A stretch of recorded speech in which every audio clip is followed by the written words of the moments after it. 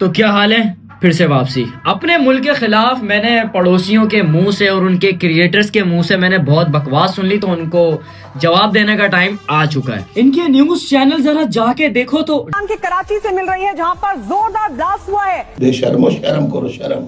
Siren बज रहे हैं, रोजा खुलने वाला है, पीछे से टैंकर जा रहे हैं, बम धमाके हो रहे हैं। यार कितना अपनी आवाम को बेवकूफ बनाओगे, कितना? इनका सोशल मीडिया हो, इनके इन्फ्लुएंसर्स हो, इनका बॉलीवुड हो, इनका या मोदी हो, इनको सिर्फ एक भरम में रखा हुआ है, एक सोच में रखा हुआ है, इनको ख्यालों में रखा हुआ है कि बस हम पाकिस्तान के बाप हैं, हम स्ट्रॉन्ग हैं। इनकी जीडीपी तो बॉलीवुड के एक फिल्म के बजट की है। बात तो सही है। अगर तुम्हारे अंदर इतनी ही हिम्मत है तो हमला कर दो। 4 सूबे हमारे पास है, 52 सूबे तुम्हारे पास हैं, तो डर क्यों रहे हो? हमला करो। 1947 से लेकर सिर्फ बातें बातें बातें बातें बातें। नेवी वाले आप भी जरा अपना इसमें हिस्सा डालो। आर्मी अंदर घुस गई है पाकिस्तान में। तलांजुम ने सही कहा था। खोल के ये सब रैपर सो रहे थे बातें। मेरे भाई, अटैक और रिवेंज के नाम पे तुमने क्या किया? तुमने कहा कि हम 3 दिन बाद जो है वॉर शुरू करेंगे, तो करना। हमने तुम्हारा मजाक बनाना शुरू कर दिया कि तुम लोगों ने अभी तक वॉर शुरू नहीं की, लेकिन तुमने क्या किन्नरों वाली हरकतें की। रात में हमला किया तुम लोगों ने, करना था दिन में करते जैसे हमने किया था।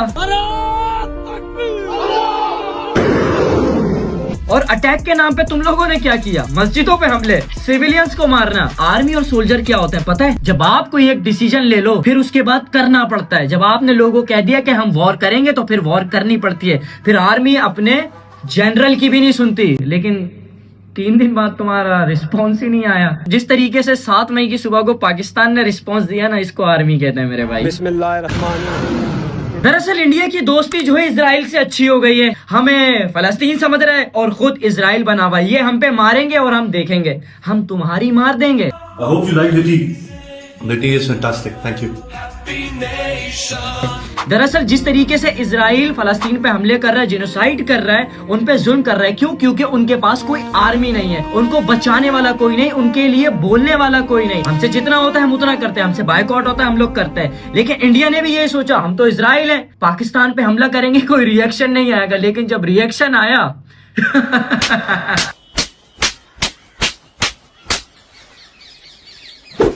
इंडिया, तुम हमेशा से ये कहते आ रहे हो कि आतंकवाद हम फैलाते हैं, जो करते हैं हम लोग करते हैं। तुम्हारी पोटी भी निकल जाती है तो उसका भी इल्जाम तुम हमारे सर पे ही लगाते हो। अरे एक बात बताओ, ये कौन सा आतंकवाद है जो हम पे ही हो रहा होता है? कभी स्कूल के बच्चों पे बॉम्ब ब्लास्ट होता है, कभी मस्जिदों में बॉम्ब ब्लास्ट होता है, कभी फिरका वारियत पे बॉम्ब ब्लास्ट होता है, कभी बाजारों में बॉम्ब ब्लास्ट होता है। अगर हम ही ये सब कर रहे हैं तो ये सब चीजें हमारे साथ क्यों हो रही है? जितनी दहशतगर्दी अभी तक तुम्हारे साथ हुई है ना, उतनी तो हम 10-15 साल से देखते हुए आ रहे हैं। हम दहशतगर्द नहीं, हमें जरिया बनाया जाता है। हमारे बॉर्डर्स को चोरी छुपे इस्तेमाल किया जाता है दहशतगर्दी के लिए। जिस तरीके से चोरी छुपे तुम लोगों ने हमला किया था, अब तुम्हें भी दहशतगर्द बोलना शुरू कर दें। एक 7 मई पाकिस्तानियों के साथ हुआ था और एक 7 मई तुम्हारे साथ हो गया। ना तुम बोलोगे ना हम।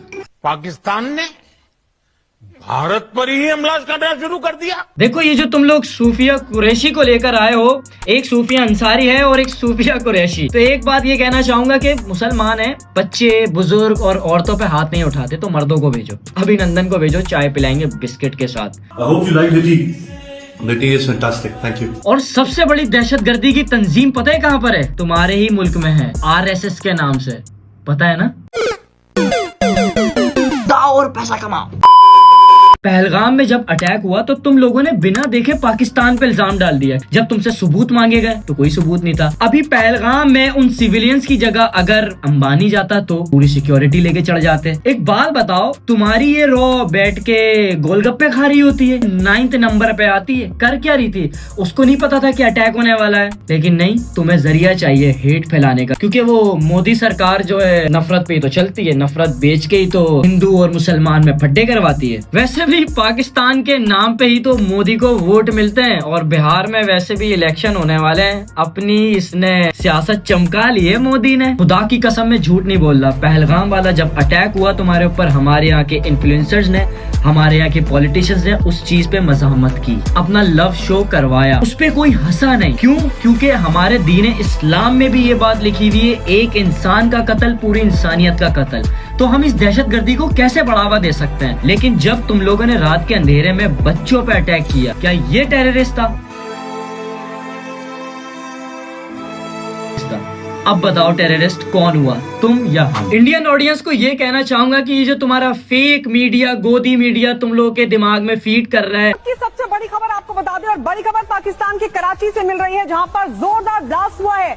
CNN और BBC फॉलो करो, तुम्हें पता चल जाएगा कि किसने किस पे कितना अटैक किया है। और मुझे लग रहा है इस अटैक के बाद मोदी की सीट जाने वाली है। मोदी के चमचों, जिस तरीके से पाकिस्तान ने अंदर घुस के मारा है ना, पूरी दुनिया ने देखा है। नहीं है यकीन? ये वीडियो देख लो। ये पाकिस्तान की साइड से है, देखिएगा। अब हमें आवाज से ही पता लग जाता है। न्यूज चैनल किसका है? तुम्हारा। क्या बोल रहा है बंदा? सुन लिया? पहलगाम में अटैक हुआ, फिर तुम लोगों ने हमें वार्न किया कि हम अटैक करेंगे, हम तुम पे तब हंसे जाके, फिर तुम लोगों ने पानी बंद किया। इससे पहले भी एक जंग हुई थी, उस जंग में भी पानी बंद कर दिया गया था। वहाँ सर कटा के जंग जीते थे और यहाँ सर काट के जंग जीतेंगे। देखो मेरी जान, पानी वाली एक दफा पहले भी जंग हुई थी और उस मुनकिर की कब्र पे आज भी कचरा डाला जाता है। तो कहीं ऐसा ना हो कि आने वाले वक्त पे तुम पे भी कचरा डाला जाए। जब तुम्हारा वजूद भी नहीं था ना, तब हमारे खुलफा राशिदीन ने आधी दुनिया फतह भी कर ली थी। पता है कितना? 24,000 मुरब्बा मील पे। तुम लोग वर्ल्ड वॉर 3 करोगे, हम लोग उसके लिए भी रेडी हैं। तुम लोग मीम वॉर करोगे, हम लोग उसके लिए भी रेडी हैं। खैर, तुम लोग तो झूठे हो। तुम लोग को क्या समझाऊं, क्या बताऊं? तुम लोग सिर्फ बहाने ढूंढते हो वॉर करने के, और वो वॉर भी तुम लोगों से नहीं होती मेरे भाई। तुम्हारे यहाँ और अंग्रेजों के यहाँ बच्चे पैदा होते होंगे इसलिए कि वो उनके बुढ़ापे का सहारा बने और उनके मुल्क का नाम रोशन करें। यहाँ बच्चे मुसलमानों के इसलिए पैदा होते हैं, माँ इसलिए जन्म देती है ताकि ये इस्लाम के नाम पे शहीद हो सकें और हम शहीद के माँ बाप कहला सकें। अल्हम्दुलिल्लाह, I am proud of my son. इज्जत से मरा है। अच्छा इंडियंस, आप लोगों को एक बात बता दूं, आप लोगों को शायद ऐसा लगता होगा कि हमारा सिस्टम जो है आर्मी के साथ खराब है, लेकिन बात जब जंग पर आती है ना मेरे भाई, जब बाहर वाला उंगली करता है ना, तो सबसे पहले आपका सगा भाई ही खड़ा होता है लड़ने के लिए। जिस तरीके से आज अल्हम्दुलिल्लाह हमारी आर्मी हमारे लिए खड़ी है। तुम्हारा खुद का यूट्यूबर ध्रुव राठी मोदी को एक्सपोज कर करके थक गया, लेकिन नहीं, पेशाब पीने वाले तो फिर दिमाग भी पेशाब ही होगा ना। हमारी भी किताबों में ये लिखा हुआ है कि फॉल्स इंफॉर्मेशन पे यकीन करना सबसे बड़ी जहालत है। लेकिन बात ये है कि तुम अपनी किताबें पढ़ो, बात तो तब की है ना। तुम लोग सिर्फ कबूतर की तरह आंख बंद करके बैठे हो। जो मोदी अब्बू कह देंगे वो अपना पेशाब पिला देंगे तो हम पी लेंगे। देखो एक चीज दिमाग में बिठा लो, मुस्लिम कहीं के भी हो, बांग्लादेश के, इंडिया के, पाकिस्तान के, इंडोनेशिया के, जंग से कोई मुसलमान नहीं डरता। मैं झूठ नहीं बोल रहा। मुस्लिम की जंग की कोई सी भी हिस्ट्री उठा के पढ़ लो। बल्कि सॉरी यार, तुम लोग तो अपनी नहीं पढ़ पा रहे, हमारी क्या खाक पढ़ोगे। ये लो जी, तुम्हारे सस्ते शादी वाले ड्रोन तो हमारे सिविलियंस ने चप्पल मार के गिरा दिए। देख लो, आर्मी तो पीछे खड़ी हुई है सुकून से, हमारे सिविलियंस ही चप्पल मार रहे हैं। ये कौन से ड्रोन है तुम लोगों के? हमारे शेरशाह कबाड़ मार्केट में पड़े हुए 150-150 रुपए के हिसाब से बिक रहे हैं। होगा कुछ नहीं, हम लोग ही अमीर हो जाएंगे। पैसा ही पैसा होगा। नहीं अपनी लोकेशन मत बताइए, लेकिन आप बताइए गुजरात बॉर्डर पर क्या चल रहा है। हाँ? लो जी, कर लो बात। हम तो गुड मॉर्निंग कहने आए थे और आप डर गए। एक वक्त में कहते हैं लोकेशन नहीं बताओ, दूसरे वक्त में खुद ही लोकेशन बता दी इसने। और बाकी अगर मेरी बात किसी को बुरी लगी हो, किसी भी इंडियन को, तो